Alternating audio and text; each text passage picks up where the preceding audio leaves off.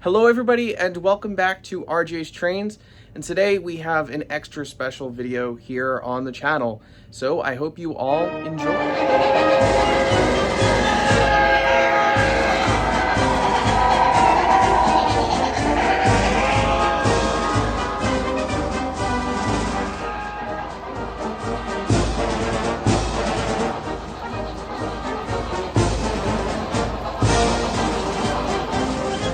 Make sure to use code RJTRAINS at trains.com for $10 off any order $50 or more.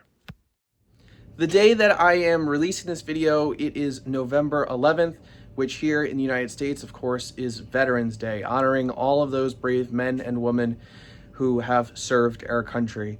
And I felt there was no better way to honor the millions who have served our country to provide us with our freedom, and I'm sure countless of you guys who are also watching this video. So if that is you, thank you very much.